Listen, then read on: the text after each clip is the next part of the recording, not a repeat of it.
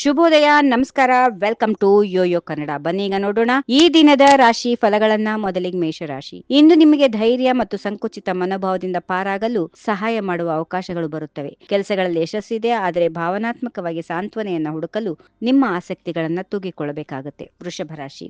ನವಚೇತನದ ಅವಕಾಶಗಳಿವೆ. ಪಾರಿವಾರಿಕ ಸಂಬಂಧಗಳಲ್ಲಿ ಹತ್ತಿರ ದರ್ಶನ ಮತ್ತು ಪ್ರೀತಿ ಇದೆ. ನಿಮ್ಮ ಕಾರ್ಯನಿಷ್ಠೆ ಇತರರ ಪ್ರಗತಿಗೆ ಸಹಾಯಕವಾಗುತ್ತದೆ. ಮಿಥುನ ರಾಶಿ.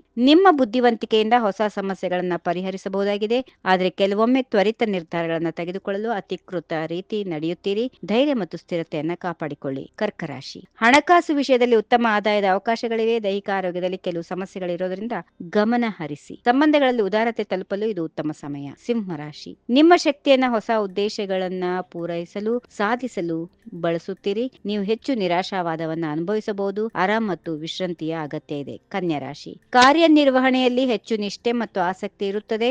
ನಿಮ್ಮ ನಿರ್ವಹಣಾ ಶಕ್ತಿಗಳು ಉತ್ತಮವಾಗಿ ಚಲಿಸಲಿವೆ, ಆದರೆ ಸಂಬಂಧಗಳಲ್ಲಿ ನಿಮಗೆ ಇತರರ ಅಗತ್ಯವನ್ನ ಅರ್ಥ ಮಾಡಿಕೊಳ್ಳುವುದು ಮುಖ್ಯ. ತುಲಾ ರಾಶಿ.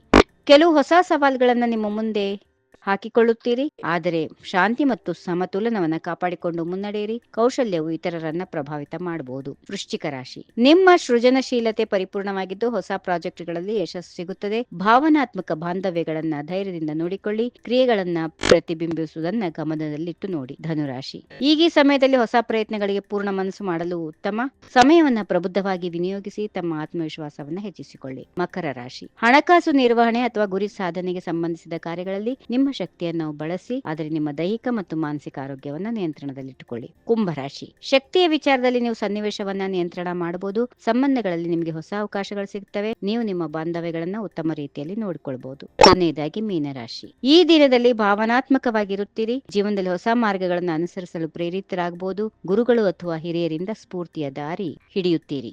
ಹೀಗಿವೆ ಈ ದಿನದ ರಾಶಿ ಫಲಗಳು. ಸರ್ವರಿಗೆ ಶುಭವಾಗಲಿ. ಶುಭ ದಿನ. ನಮಸ್ಕಾರ. ಈ ವಿಡಿಯೋ ನಿಮಗೆ ಇಷ್ಟವಾದಲ್ಲಿ ಲೈಕ್ ಮಾಡಿ, ಶೇರ್ ಮಾಡಿ, ಸಬ್ಸ್ಕ್ರೈಬ್ ಮಾಡಿ.